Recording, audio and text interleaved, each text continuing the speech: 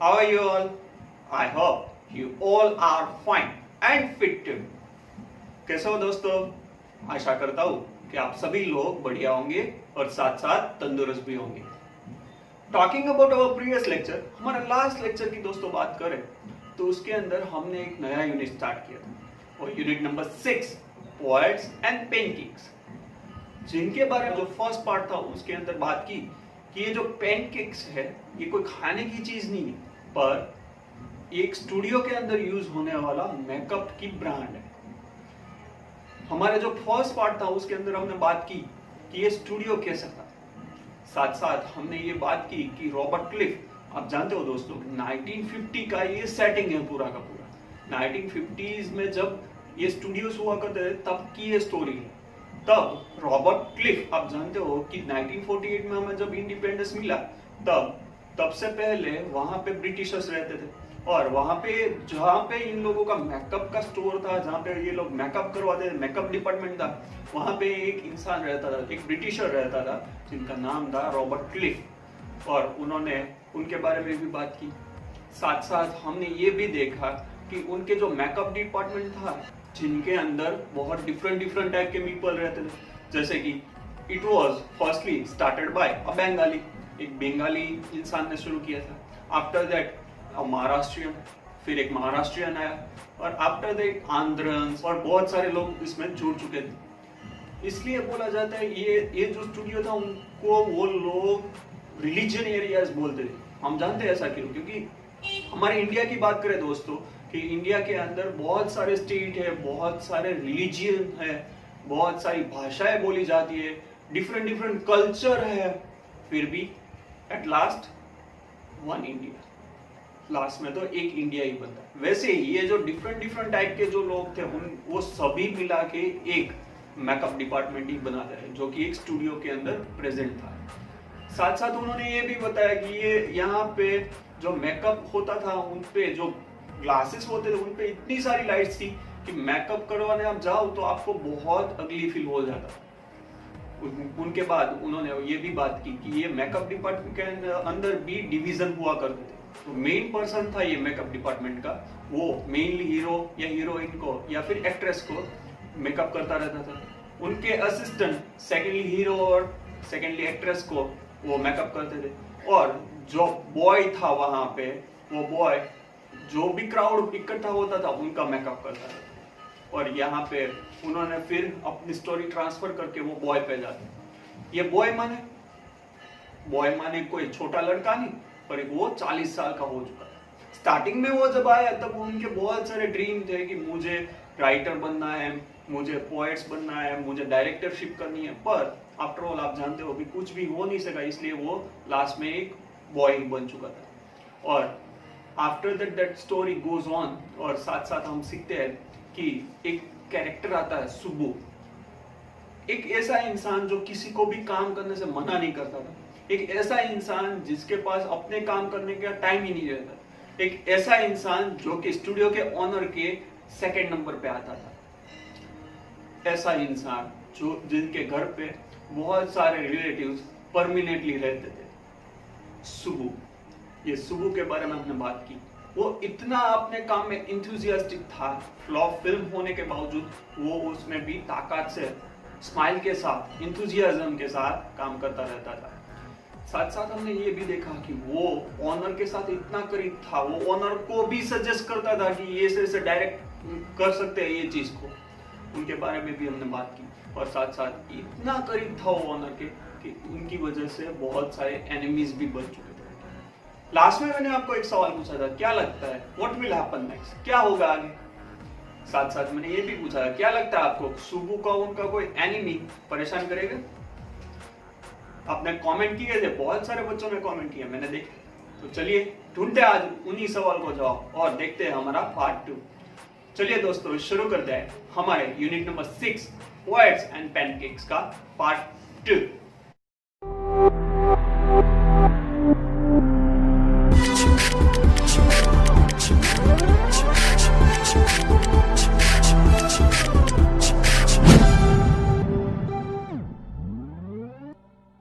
तो चलिए दोस्तों शुरू करते हैं हमारे unit number 6 Poets and Pancakes, Part 2 by Ashoka Mitran.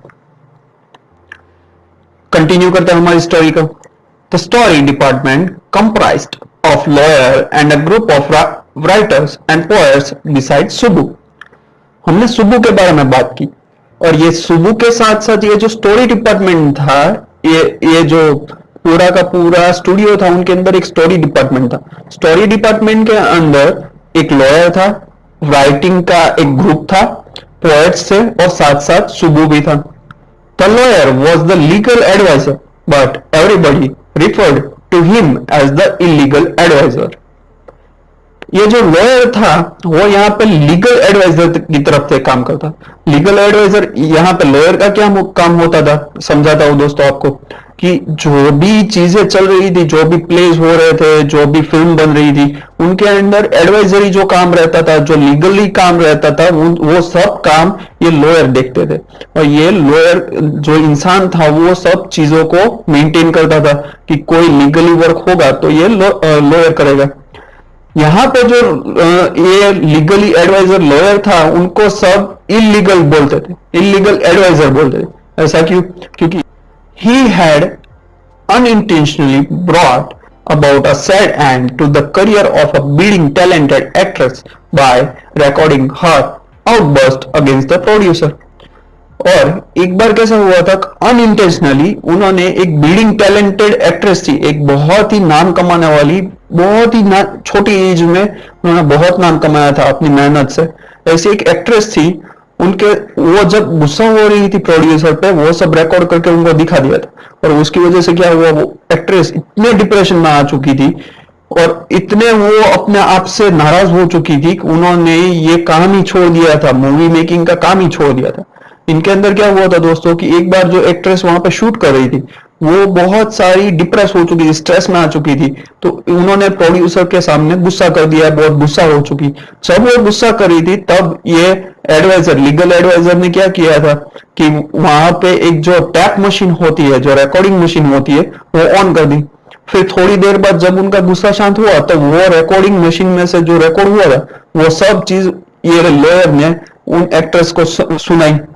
जब वो एक्ट्रेस ने ये सभी चीजें सुनी तो वो इतना अपने आप पे गिल्टी फील किया, इतना उन्होंने डिप्रेशन में चली गई कि उन्होंने ये काम ही छोड़ दिया. इसलिए उनको इलीगल एडवाइजर भी बोला जाता है.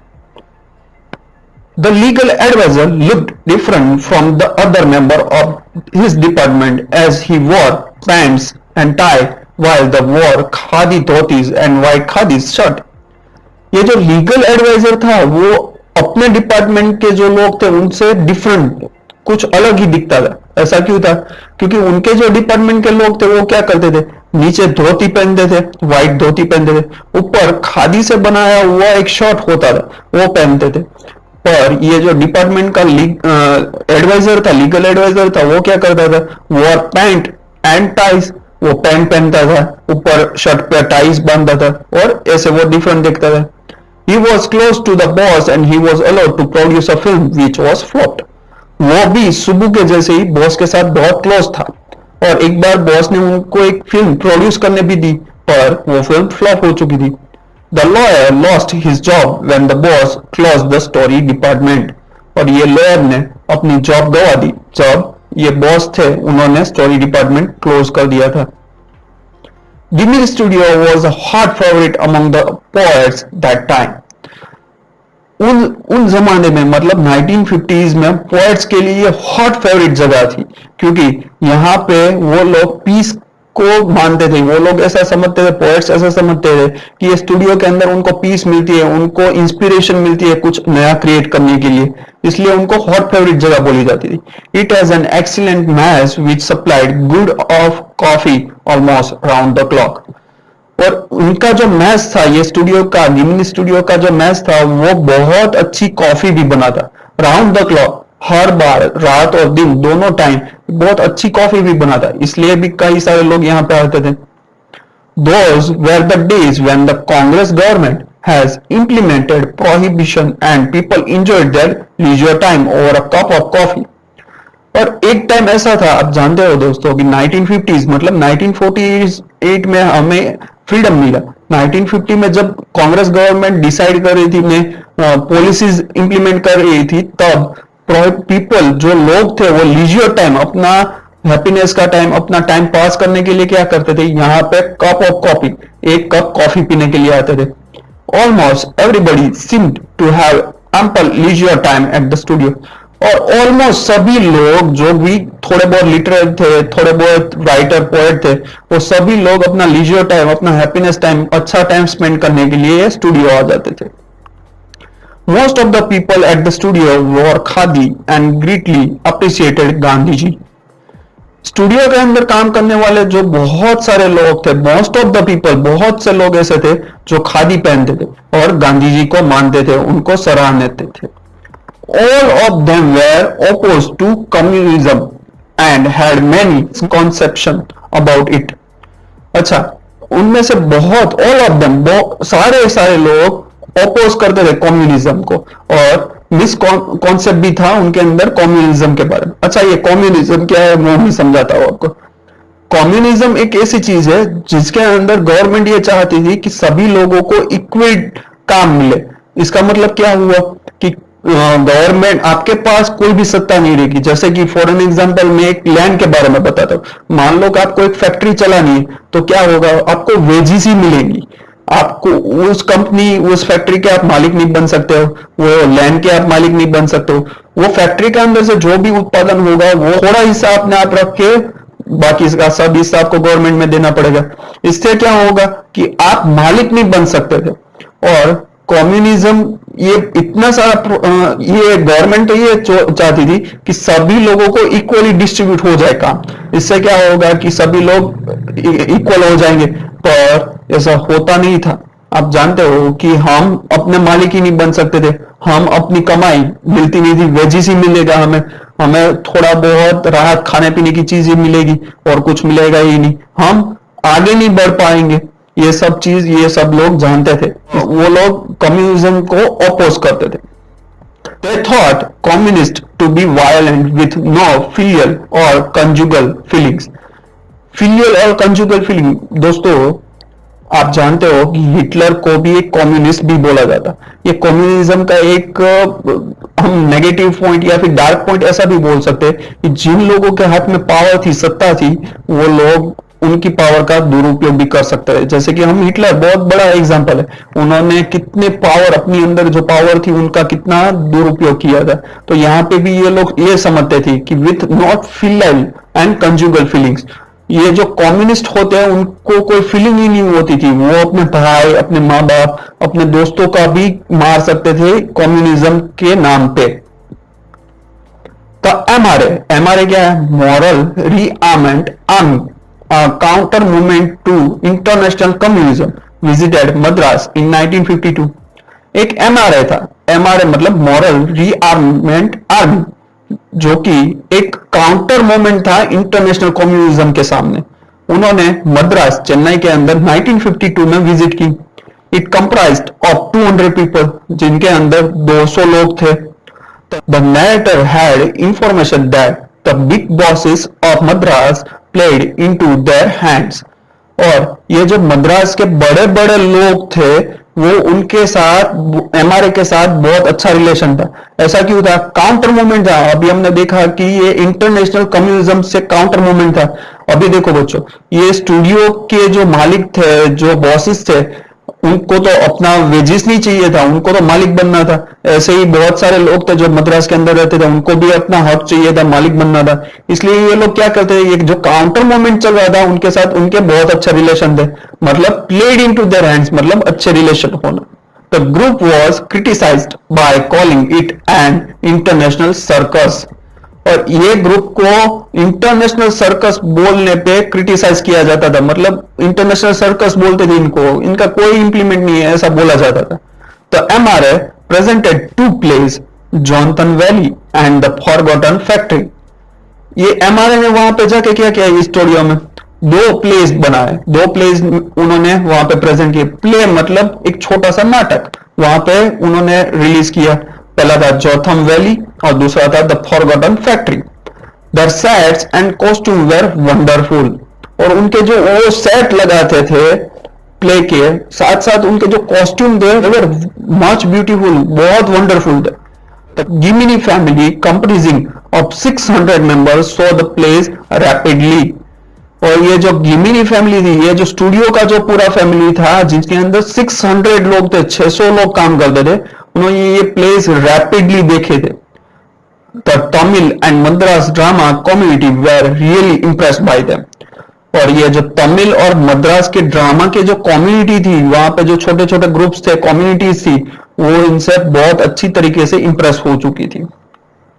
The sunrise and the sunset scene of the Johnton Valley were reproduced in the almost Tamil plays in a similar fashion as the play. और इन्होंने जोथम वैली के अंदर एक सनराइज और सनसेट दोनों के सीन क्रिएट किए थे। वो इतने पॉपुलर हुए कि तमिल के फिर जो जो प्लेस बने, जो जो मूवीज हुई, इनके अंदर इनके जैसे ही प्लेस रिप्रोड्यूस किया जाता है, इनके जैसे ही उनको तमिल मूवीज के अंदर लिया जाता है सनराइज और सनसेट को। The narrator feels that the group was a welcome change from their monotonous routine at the studio. और यहाँ पे हमारे जो नैरेटर है वो मानते हैं कि ये लोग आने की वजह से स्टूडियो के अंदर बहुत सारे बदलाव हुए, जो रूटीन था वो रूटीन थोड़ा बहुत भी चेंज हुआ था। Another visitor was soon going to visit the Gimini studio. एक और इंसान था, एक और विजिटर था जो बहुत जल्द गिमिनी स्टूडियो को विजिट करने वाला था। ये इंसान के बारे में अगर दोस्तों मैं आपको बताऊंगा तो आप भी शॉक हो जाओगे। Staff did not have the finest idea about him.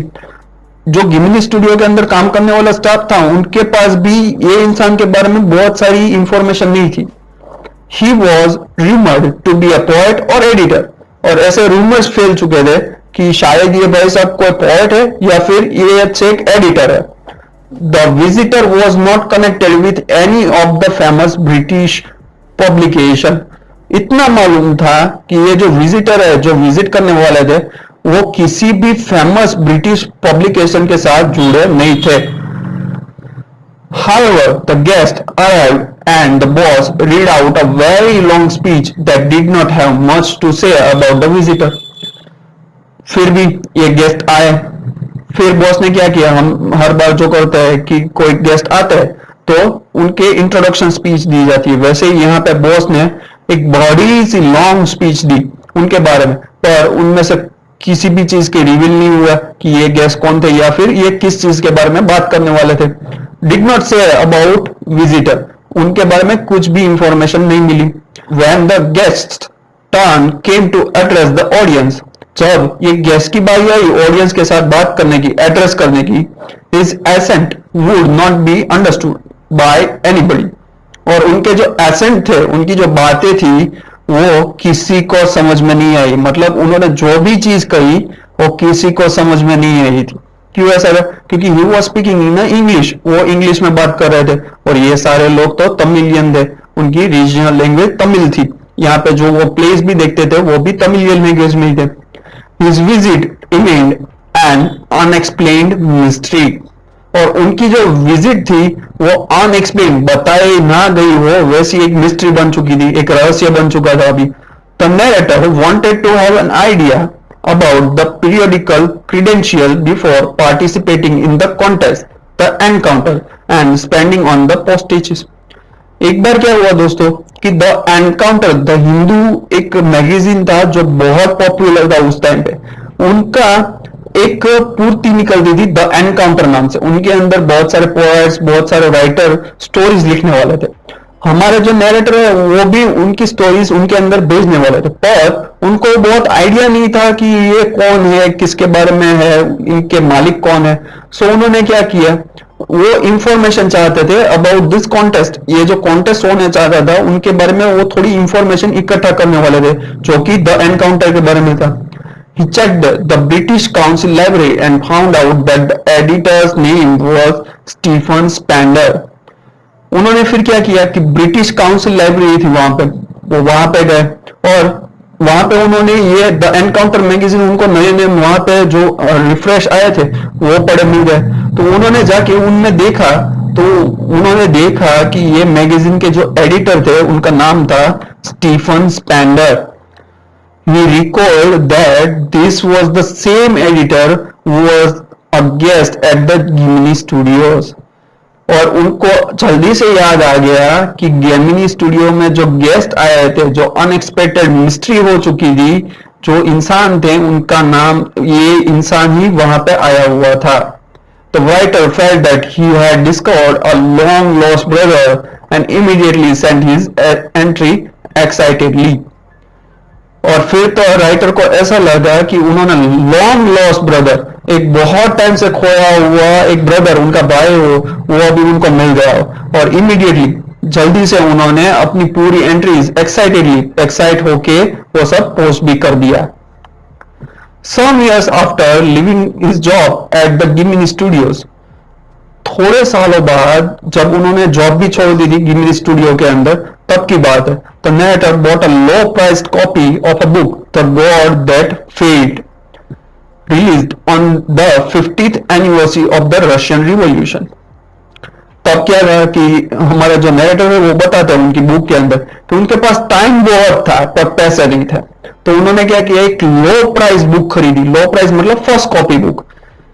Low price book खरीदी. बुक का टाइटल था द गॉड दैट फेल्ड, एक भगवान जो फेल हो चुका है.